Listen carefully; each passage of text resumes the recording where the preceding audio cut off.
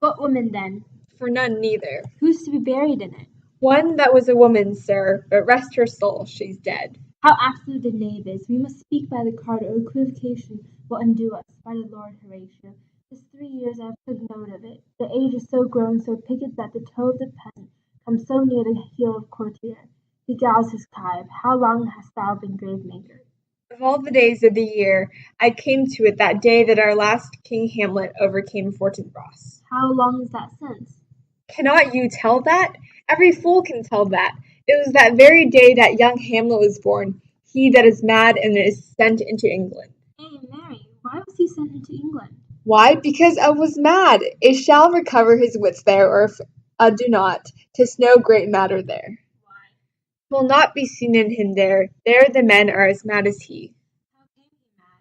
Very strangely, they say. Faith, even in with losing his wits. Upon what ground? Why, here in Denmark, I've been sexton here, man and boy 30 years. How long will a man lie in the earth ere he rot? Faith, if it be not rotten before it die, as we have many pocky courses, that will scarce hold the laying in, but will last you some 8 years or 9 year. A tanner will last you 9 year. Why he more than another? Why, sir, his hide is so tanned with his trade that it will keep out water a great while, and your water is a sore decayer of your whoreson dead body. Here's a skull now hath lain you it the earth 23 years. Whose was it?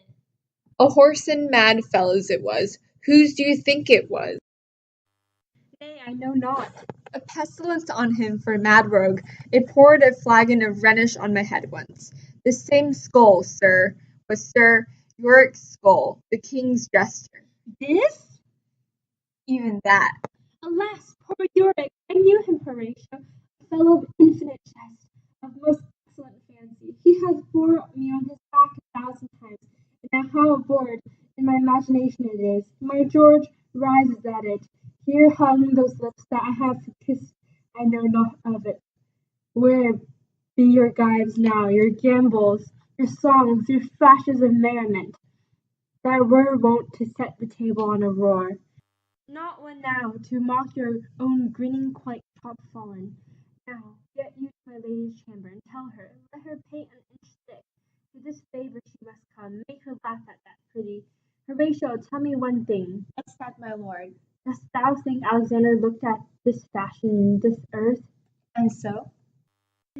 and smelt so? Pah! And so, my lord. To what base uses we may return, Horatio. Why may not imagination trace the noble dust of Alexander till find it stopping a bunghole? Are to consider too curiously. Consider so. No faith, not a jot, but to follow him thither with modesty enough, and likehood to lead it. Alexander died, Alexander was buried, Alexander returneth to death, the death is earth, of earth we make loam. And why of that loam whereto he was converted, might they not stop a beer barrel? Imperious Caesar, dead and turned to clay, might stop a hole to keep the wind away. Oh, that earth which kept the world in awe! To patch a wall, to expel the winter's flaw, but soft a while, here comes the king. The queen, the courtiers, who's this they follow? And with such mind rights, this doth betoken, the course they follow did with desperate hand fordo it own life, plus of some estate. Couch we a while and mark. What ceremony else? Is Laertes, a very noble youth, mark. What ceremony else? Her obsequies have been as far enlarged as we have warranty. Her death was doubtful, and but that great command oversays the order. She should in ground unsanctified then lodged till the last trumpet. For charitable prayers, shards, flints, and pebbles should be thrown on her. Yet here she is allowed her virgin krantz, her maiden instruments, and the bringing home of bell and burial. Must there no more be done? No more be done. We should profane the services of the dead to sing a requiem and such rest to her as peace-parted souls. Lay her in the earth, and from her fair and unpolluted flesh may violets spring. I tell thee, churlish priest, A ministering angel shall my sister be, when thou liest howling. What? The fair Ophelia? Sweet to the sweet, farewell. I hoped thou shouldst have been my Hamlet's wife. I thought thy bride bed to have decked, sweet maid, and not have strewed thy grave. Oh, treble woe, fall 10 times treble on that cursed head, whose wicked deed thy most ingenuous sense deprived thee of. Hold off the earth awhile, till I've caught her once more in mine arms. Now pile your dust upon the quick and dead, till of this flat a mountain you have made, to o'ertop old Pelion, or the skyish head of blue Olympus. What is he whose grief bears such an emphasis, whose phase of sorrow conjures the wandering stars, and makes them stand like wonder-wounded hearers? This is I, Hamlet the Dane! The devil take thy soul! Thou pray'st not well. I pray thee take thy fingers from my throat. Though I am not splendid and rash, yet have I in me something dangerous, which let thy wisdom fear. Hold off thy hand. Pluck them asunder! Hamlet, Hamlet! Gentlemen! Good my lord, be quiet. Why, I will fight with him upon this theme, till my eyelids will no longer wag.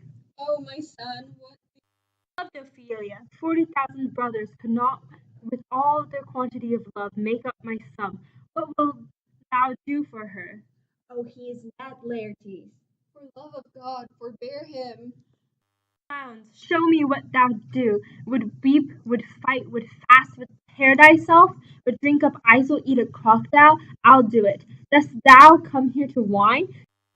Outface me with leaping in her grave, be buried quick with her, and so will I. And if thou prate of mountains, let them throw millions of acres on us. Till our ground, stitching his pate against the burning zone, make also like a wart. Nay, in thou's mouth, I'll rant as well as thou. It is mere madness, and thus a while the fit will work on him. Anon, as patient as the female dove, when that her golden couplets are disclosed, his silence will sit drooping. You, sir, what is the reason that you use me thus?